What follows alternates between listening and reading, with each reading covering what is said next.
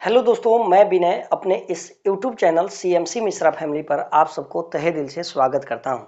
हाँ तो दोस्त, मैं आशा करता हूं कि आप स्वस्थ होंगे और पढ़ाई में व्यस्त होंगे। और हम चाहते हैं ना, यह सिलसिला आगे भी बनी रहनी चाहिए, क्योंकि मेरा मानना है कि आप हमारे देश की फ्यूचर हो। आपको अच्छा होना ही हमारे देश का अच्छा होना है। तो मित्र, आइए हम उस कड़ी को लेकर आगे बढ़ रहे हैं जिसे हम कल के लेक्चर में छोड़े थे। हाँ, आपसे हमारी पुरानी रिक्वेस्ट फिर से होगी कि यदि आप मुझे पहली बार देख रहे हो ना, तो सबसे पहले आप हमारे इन लेक्चर को देख लो, ताकि इनसे और आज के लेक्चर से आप कोरिलेट कर पाओगे और आपको समझने में किसी प्रकार की कोई परेशानी उत्पन्न नहीं हो। फिर भी मित्र, मैं थोड़ा सा इस पर ब्रीफ आइडिया दे देता हूं, क्योंकि मैं मानता हूं कि आपके पास समय का थोड़ा सा अभाव है, क्योंकि मोबाइल भाई जैसा दोस्त तुम्हारे साथ है। तो आइए मित्र, समय वेस्ट ना करते हुए हम सीधे टॉपिक पर बातचीत करते हैं। मित्र, मैं इन लेक्चर में यही बताया था कि मानव के जीवन को परिवर्तित करने के लिए एक विषय था जिसका नाम था साइंस। यानी साइंस की बदौलत ही मानव आज संगठित है। साइंस की बदौलत ही मानव आज अपनी लगभग सभी जरूरत आसानी से पूरा कर पा रहा है। साइंस की बदौलत ही मेरी बातें आप अपने घर में बैठकर सुन पा रहे हो, या हम आपको यहाँ से गाइड कर पा रहे हैं। और मित्र, साइंस को जब मैं परिभाषित कर रहा था तो मैं बताया था कि किसी भी सब्जेक्ट के बारे में या किसी भी चीज के बारे में जब हमारी हमारी ज्ञान इंद्रिया विशेष रूप से चिंतन करने लगती है, गहन करने लगती है, तो उसको हम साइंस में रखते हैं, उसको विज्ञान में रखते हैं। ज्ञान के बारे में मैं बताया था कि जो हमारी ज्ञान इंद्रिया है उसके द्वारा जो प्राप्त अनुभव है उसको ज्ञान कहते हैं। और जब यही ज्ञान विशेष होने लगता है, विशेष होने का मतलब कि जब हम किसी चीज को देख रहे हैं और मुझे यह पता चले कि उस चीज को बनने में कौन कौन से मैटर्स लगे हुए हैं, उस चीज का हमारे सोसाइटी पर क्या इम्पैक्ट है, सोसाइटी के लिए वो कितना डिसएडवांटेज है, कितना एडवांटेज है, उसका एग्जिस्टेंस हमारे यूनिवर्स में क्या है, इस तरह का यदि नॉलेज उस चीज के प्रति होने लगे तो हम समझते हैं कि वह पार्ट्स जो है साइंस का पार्ट्स हो जाता है। मित्र, इसी लेक्चर में मैं यह भी बताया था कि साइंस को मेनली टू पार्ट्स में डिवाइड किया गया है। एक को बोलते हैं रियल साइंस और एक को बोलते हैं स्यूडो साइंस। और रियल साइंस के पार्ट्स मैं बताया था कि लास्ट में फिजिक्स, केमिस्ट्री, बायो हो जाता है। तो मित्र, जब फिजिक्स, केमिस्ट्री, बायो, या ऐसे कहें जब रियल साइंस पर बातचीत करेंगे ना, तो इस पर करेंगे। और ऐसे मेरे जानकारी में ऐसे है, और आपको भी पता है कि रियल साइंस के बारे में ऐसे कहें तो फिजिक्स, केमिस्ट्री, बायो के बारे में विवेक सर बहुत अच्छा आपको बता और समझा रहे हैं। तो मित्र, दूसरी बात आती है, यानी साइंस की दूसरी ब्रांच की बात आती है जिसको स्यूडो साइंस बोलते हैं। और इसी लेक्चर के दौरान मैं यह भी बताया था कि स्यूडो साइंस का जो बेस होता है वो पैराडिज्म पर डिपेंड होता है। यानी इसमें जो भी बातें होती है वह समय के अनुसार, जगह के अनुसार और व्यक्ति के अनुसार चेंज होते रहती है, बदलते रहती है। और स्यूडो साइंस के अंदर ही मित्र आता है सोशल साइंस। यानी साइंस का ही एक ब्रांच है जिसको हम लोग बोलते हैं सोशल साइंस, या इसको सोशल स्टडीज भी बोलते हैं, समान अध्ययन भी बोलते हैं। और इसके अंतर्गत मित्र आप history, geography, polity, economics, disaster management वगैरह ये सब देखते हैं। तो मित्र, अब मैं बात करता हूं कि यह सामाजिक विज्ञान क्या है। तो आप तो जान गए कि सामाजिक विज्ञान का मतलब कि यह साइंस का ही एक ब्रांच है, साइंस का ही एक पार्ट्स है जो समय के अनुसार, व्यक्ति के अनुसार और स्थान के अनुसार से चेंज होते रहता है। तो मित्र, आइए इस पर बातचीत करते हैं। तो सबसे पहले इसका नाम सामाजिक विज्ञान है ना, तो सबसे पहले हम नाम पर ही चर्चा कर लेते हैं कि यह सामाजिक का मतलब क्या हुआ। तो मित्र, सामाजिक जो वर्ड बना है ना, यह समाज से बना है। और जानते हैं कि समाज क्या होता है, लोगों का एक प्रकार का ऐसा समूह होता है जिसमें एक लोग दूसरे ऊपर डिपेंड रहते हैं, तो उस प्रकार के लोगों को, समूह को हम समाज कहते हैं। मित्र, जैसे आप मुझे अपने बंद रूम से देख रहे हो ना, आप मोबाइल में हमें देख रहे हो ना, तो इस एक्शन को करने के पीछे जो है ना, बहुत सारे लोगों का योगदान लगा हुआ है। पता नहीं आप इस बात से अग्री कर रहे हो कि नहीं। मित्र, अभी जो मैं यहाँ से बोल रहा हूँ ना, तो बहुत सारे लोगों के योगदान की वजह से मैं यहाँ से बोल रहा हूँ, और आप मेरी बात को अपने घर बैठ करके मुझे सुन पा रहे हो और देख पा रहे हो। तो मित्र, ऐसे लोगों का समूह जिस पर मैं डिपेंड हूं, आप डिपेंड हो या आप पर लोग डिपेंड हो, तो इस प्रकार के लोगों के समूह को समाज कहते हैं। और समाज के बारे में इस तरह का अध्ययन करना कि मुझे पता चले कि समाज का संरचना कैसे हुआ, समाज बना कैसे, समाज की जरूरतें क्या है, समाज एक दूसरों को लाभ कैसे पहुंचाता है, समाज एक दूसरे के लिए हानिकारक कैसे बन जाता है। इन सब चीजों के बारे में जब हम विशेष रूप से अध्ययन करने लगते हैं तो मित्र, इसको हम सामाजिक विज्ञान का नाम देते हैं। यदि ऐसे नहीं समझ पा रहे हैं तो इसको हम दूसरे स्टाइल से भी समझा सकते हैं।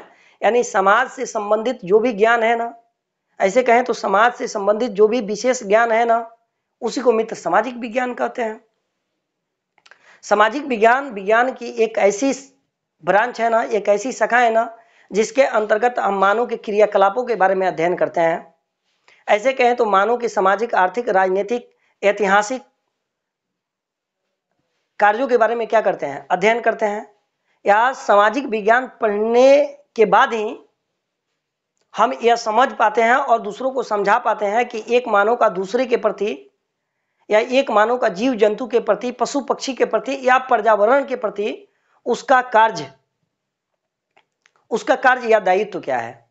ऐसे कहें ना तो मजबूत समाज बनाने के लिए, अच्छा समाज बनाने के लिए, सुसंगठित समाज बनाने के लिए, व्यवस्थित समाज बनाने के लिए जो है ना, सोशल स्टडीज अपना बहुत बड़ा रोल वादा करता है। यानी हम ऐसे भी कह सकते हैं, बिना सोशल स्टडीज के मित्र समाज के बारे में यदि कोई भी डिसीजन लिया जाए ना, तो वह डिसीजन बहुत ज्यादा कारगर सिद्ध नहीं हो पाएगा। मित्र, आप ही जरा सोचो कि यदि मैं मोबाइल्स को रिपेयर करना चाहूं और मोबाइल्स के बारे में मेरे पास किसी प्रकार का कोई इंफॉर्मेशन ना रहे, तो मोबाइल के प्रति जो भी मेरा डिसीजन होगा या जो भी मेरा रिपेयर करने का तरीका होगा वह बिल्कुल गलत होगा। ठीक उसी तरह से मित्र, यदि आप चाहते हो कि हाँ सोसाइटी में कुछ चेंज आए, सोसाइटी जो हमारा जो बदला है वह कैसे बदला है, यदि इसको समझना चाहते हो या सोसाइटी के अंदर जो भी व्याप्त समस्याएं आप देख रहे हो इसे आप दूर करना चाहते हो, तो इसके लिए आपको चाहिए ना कि सबसे पहले आप सोशल स्टडीज करें, ताकि आपका निर्णय, आपका डिसीजन कारगर सिद्ध हो सके, अच्छा सिद्ध हो सके। तो मित्र, मैं आशा करता हूं कि मैं आपको समझा पाया ना कि सोशल साइंस क्या है, सामाजिक विज्ञान क्या है। यानी समाज के प्रति आपके द्वारा जो भी निर्णय हो वह बेहतर हो, समाज अच्छा से रह सके, समाज खुश रह सके, जो कि आपकी शिक्षा का मूल्य है, शिक्षा का उद्देश्य है। यदि आप इसे पूर्ति करना चाहते हो ना, तो आपको सोशल स्टडीज के बारे में अध्ययन करना ही चाहिए, सोशल साइंस को पढ़ना ही चाहिए।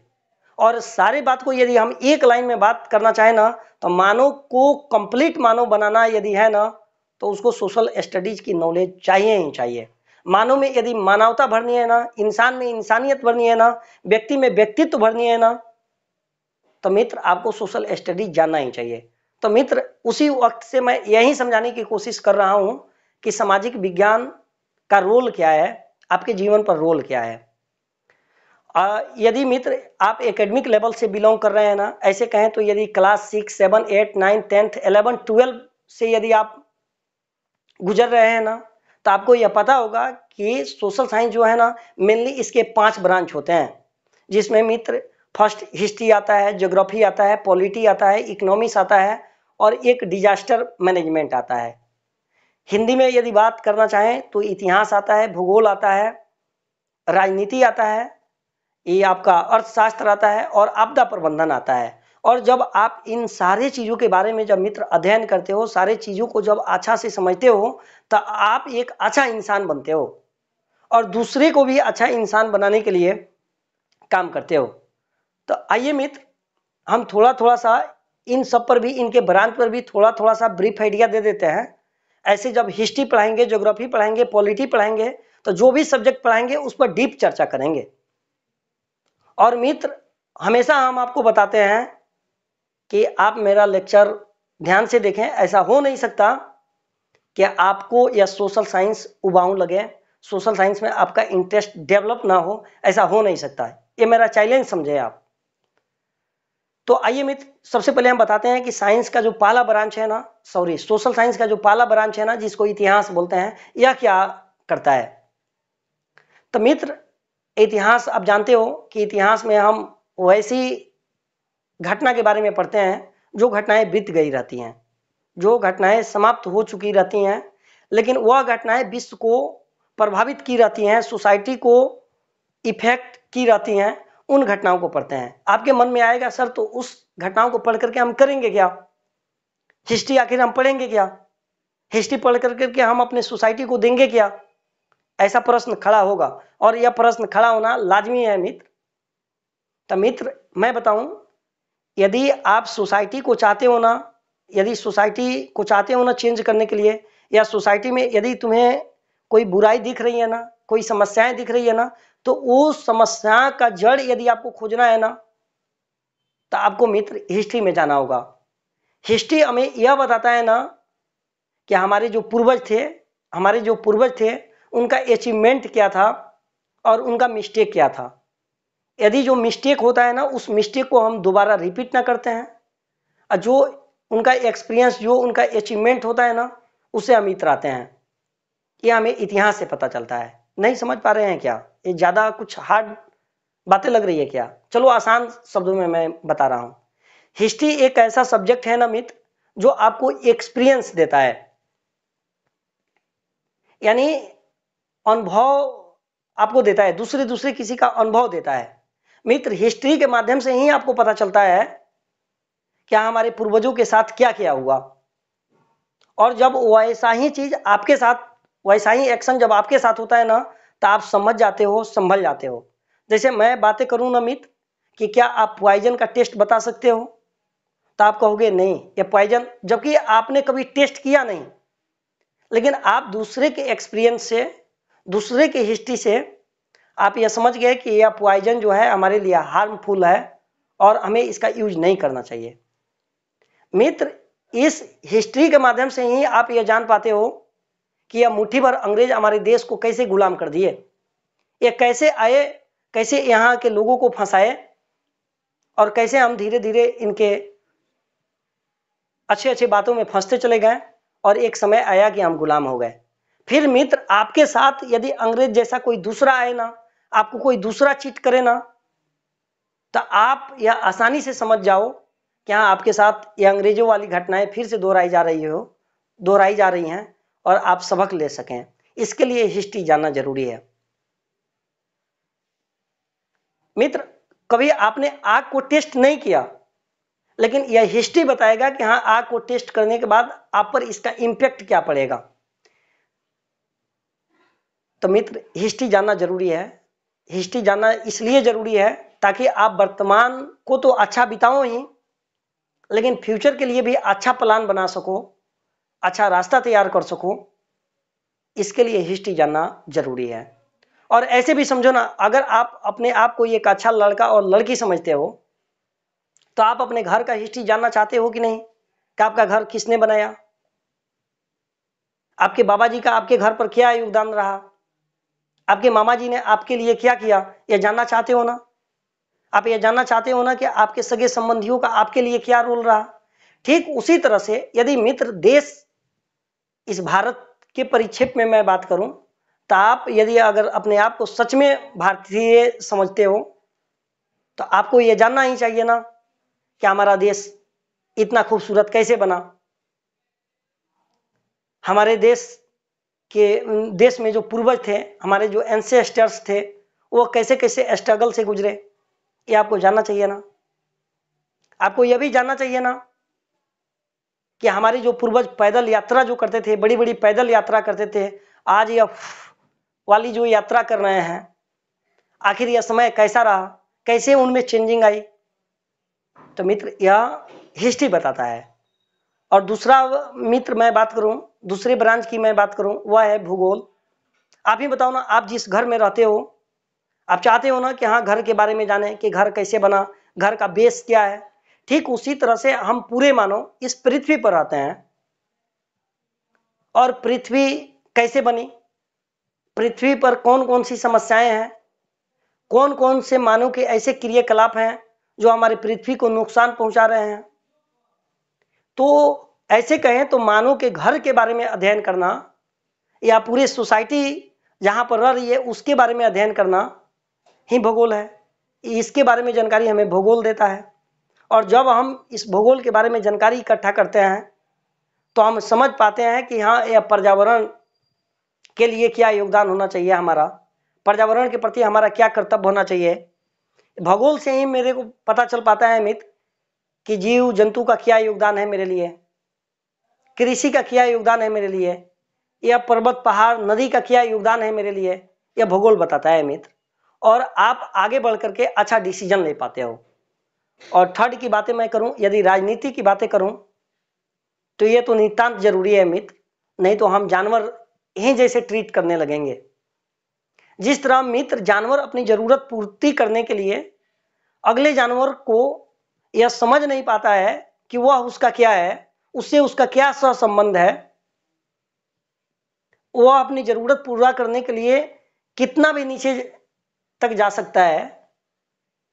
ठीक उसी तरह से यदि राजनीति ना रहे मित्र तो हम भी वैसे ही करेंगे। हम भी यह नहीं समझ पाएंगे कि सामने वाला सोसाइटी का जो है हमारे लिए क्या इंपॉर्टेंस है, या हमारा उसके प्रति क्या दायित्व है, हमारा उसके प्रति क्या दायित्व है। तो इसके बारे में यदि अपनी क्या कहें नॉलेज को ग्रो करना है ना, तो हमें राजनीति पढ़ना चाहिए। राजनीति का मतलब ये है मित्र, राज्य के लिए, राज्य को सुचारू ढंग से चलाने के लिए जो नीतियां बनी है उसी को राजनीति कहते हैं मित्र, उसी को राजनीति कहते हैं। राज्य में राज्य कैसे बना, राज्य के लोग की जरूरतें क्या हैं, राज्य को संचालित करने के लिए, सुचारू ढंग से चलाने के लिए कौन कौन सी संस्थाएं हैं, कौन कौन सी संस्थाएं की कौन कौन सी काम होनी चाहिए, यह सब के बारे में अध्ययन जो है मित्र हमारा पॉलिटी कराता है। और जब हम पॉलिटी को पढ़ते हैं तब हम समझ पाते हैं कि हमारा इस सोसाइटी के प्रति क्या कर्तव्य है और सोसाइटी का हमारे प्रति क्या कर्तव्य है। सोसाइटी में जो व्याप्त बुराइयां है उसको दूर करने के कौन कौन से उपाय होने चाहिए, यह सब मित्र हम सब राजनीति में पढ़ते हैं। और राजनीति का ही एक छोटा सा ब्रांच है जिसको मित्र सिविक्स बोलते हैं, जिसको नागरिक शास्त्र बोलते हैं। इसमें हम नागरिक शास्त्र, सबसे पहले तो नागरिक समझ जाइए, नहीं समझते हैं क्या? अरे नागरिक, जैसे भारत के संदर्भ में मैं बात करूं तो नागरिक उसको कहेंगे जिसको वोट देने का अधिकार है, नागरिक उसको कहेंगे जिसको फंडामेंटल राइट्स दिया गया है। यानी भारत में क्या कहें, भारत का जो भी संसाधन है लगभग लगभग सब पर उसका अपना अधिकार हो, वैसे लोगों को हम क्या कर सकते हैं, नागरिक कह सकते हैं। तो नागरिक का समाज के प्रति क्या कर्तव्य है, नागरिक का देश के प्रति क्या कर्तव्य है, देश का नागरिक के प्रति क्या कर्तव्य है, इस सबको मित्र हम नागरिक शास्त्र में पढ़ते हैं। यानी ऐसे कहें तो राजनीतिक शास्त्र का ही एक छोटा सा ब्रांच मान जाइए जिसको बोलते हैं नागरिक शास्त्र। तो मित्र मैं आशा करता हूं कि मैं आपको इतिहास समझा पाया, भूगोल समझा पाया और राजनीति समझा पाया। अच्छा, आप यह भी जानते हो मित्र कि किसी भी संस्था को रन कराने के लिए आप जिस स्कूल्स में पढ़ते हो वो ये स्कूल सही ढंग से काम करें, आप जानते हो ना, उसके लिए रुपया की जरूरत होती है। यानी बिना रुपया क्या आपका स्कूल सही ढंग से काम नहीं करेगा। ऐसे जब आप पढ़ोगे ना तो आपको पता चलेगा कि किसी भी संस्था को रन कराने के लिए या सोसाइटी को चेंज करने के लिए, सोसाइटी में किसी प्रकार का बदलाव लाने के लिए या सोसाइटी को डेवलप करने के लिए एक रुपया की जरूरत पड़ती है। और वह रुपया कहाँ से आएगा, रुपया का महत्व क्या है, रुपया का कितना इंपॉर्टेंस सोसाइटी को देना चाहिए, यह सब के बारे में नॉलेज मेरा अर्थशास्त्र कराता है, जिसको इकोनॉमिक्स बोलते हैं। इकोनॉमिक्स सोशल साइंस का वह ब्रांच है जिससे हमें यह पता चलता है कि हम कम संसाधन में अपनी ज्यादा से ज्यादा कितनी आवश्यकताएं पूरी कर सकते हैं। सोशल इकोनॉमिक्स वह ब्रांच है सोशल साइंस का जिससे हमको यह पता चलता है कि हम सीमित संसाधन में अपनी असीमित आवश्यकताओं को कैसे पूर्ति कर सकते हैं। यह वह ब्रांच है मित्र जिसे हमें यह पता चलता है कि हम कम संसाधन का ज्यादा से ज्यादा प्रयोग कर करके ज्यादा से ज्यादा समाज के लिए कितना काम कर सकते हैं। यह सब सारी कला यदि डेवलप करनी है तो मित्र मेरे को अर्थशास्त्र पढ़नी ही चाहिए। और पांचवा ब्रांच की बात मैं करूं तो आपदा प्रबंधन है, जिसको डिजास्टर मैनेजमेंट बोलते हैं। तो सबसे पहले थोड़ा सा इस पर भी ब्रीफ आइडिया हम दे देना चाहेंगे। मित्र, आप जानते हो कि आप प्रकृति नेचर जो है ना, नेचर जो है इसमें बहुत सारी घटनाएं होते रहती है। जैसे घटनाएं के नाम रखना चाहें तो यहाँ पर मेंशन भी है मित्र, जैसे बाढ़ है, भूस्खलन है, भूकंप है, चक्रवात है, सुनामी है, ज्वालामुखी है। यह सब क्या है? यह प्राकृतिक घटनाएं हैं जिसके बारे में मानव को जानकारी नहीं है और मानव इसको रोक भी नहीं सकता है। लेकिन इसको कैसे मैनेज किया जा सके, इसके होने के कौन कौन से रीजन है और इससे जो हानियां होती है, मानव के जीवन में जो हानियां होती है या मानव की जो सुख सुविधा वाली चीजें हैं उसका नुकसान होता है, तो उसको कैसे कम किया जा सके, उससे कैसे निपटा जा सके, इस सब के बारे में मित्र हम पढ़ते हैं डिजास्टर मैनेजमेंट के बारे में। यानी प्राकृतिक रूप से वैसी प्राकृतिक घटनाएं जो मानव के जीवन में क्षति लाती है, उसको हम लोग प्राकृतिक आपदा कहते हैं। और इसको कैसे कम से कम किया जा सके या इनके होने के बाद कैसे इसे मैनेज किया जा सके, इस प्रोसेस को मित्र हम ऐसे कहें तो इस ज्ञान को मित्र हम आपदा प्रबंधन में पढ़ते हैं, डिजास्टर मैनेजमेंट में इसको पढ़ते हैं। तो मित्र मिला जुला करके बात यही है कि यदि आप सच में मानव की समस्याएं को यदि थोड़ा बहुत कम करना चाहते हो, समाप्त करना चाहते हो, तो आपको इन सारे के बारे में इंफॉर्मेशन होनी ही चाहिए, नॉलेज होनी ही चाहिए, तभी आप एक अच्छा डिसीजन ले पाओगे। जो कि शिक्षा का मतलब यही है कि आप अच्छा डिसीजन लो, आप खुद खुश रहो और दूसरों को भी खुश रख पाओ। इसके लिए जरूरी है कि आप सोशल स्टडीज अच्छा से पढ़ें और सोशल स्टडीज के सभी ब्रांच यह भी मित्र एक दूसरे से कोरिलेट हैं। यदि आप हिस्ट्री अच्छा से पढ़ते हो, ज्योग्राफी नहीं पढ़ते हो तो हिस्ट्री अधूरा है, ज्योग्राफी अच्छा से पढ़ते हो, हिस्ट्री नहीं पढ़ते हो तो हिस्ट्री अधूरा है। उसी तरह से इकोनॉमी, यानी सब एक दूसरे से जुड़े हुए हैं मित्र। यानी यदि इस हाथ को सशक्त बनाना है ना, इस हाथ को मजबूत बनाना है ना, तो ये सारी अंगुलियां मजबूत होनी चाहिए। ठीक उसी तरह से मित्र, यदि आप चाहते हो कि समाज पर आपकी पकड़ हो सके, समाज के लिए आप एक अच्छा निर्णय ले सके, समाज को आप अच्छा से समझ सकें, समाज में व्याप्त जो बुराइयां हैं, व्याप्त जो समस्याएं हैं, उसको कम से कम किया जा सके, इसके लिए मित्र आपको सोशल साइंस का नॉलेज चाहिए ही चाहिए। तो मित्र, मैं आशा करता हूं कि मैं आपको समझाने में अपनी थोड़ी सी भूमिका निभा पाया कि सोशल साइंस आपके जीवन में क्या बदलाव लाता है।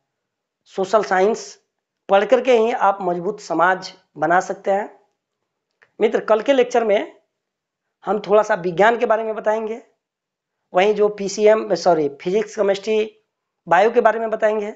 और उसके बाद मित्र आप कमेंट करेंगे कि आप हिस्ट्री पढ़ेंगे, ज्योग्राफी पढ़ेंगे या राजनीति पढ़ेंगे या अर्थशास्त्र पढ़ेंगे या आपदा प्रबंधन पढ़ेंगे। आप जैसा कमेंट करेंगे उस अनुसार से हम काम स्टार्ट कर देंगे। हाँ, यदि इस सारी बात को मैं संक्षिप्त में बता देना चाहें तो हम यही कहेंगे कि यदि समाज को अच्छा से समझना है, समाज के लिए यदि अपना कुछ योगदान देना है, तो मित्र आपको चाहिए कि सोशल साइंस का नॉलेज हो आपके पास, सोशल साइंस की आपको जानकारी हो। तो मित्र, आपने मुझे बड़े ध्यान से सुना, इसके लिए एक बार पुनः सत नमन। Okay, bye, thanks.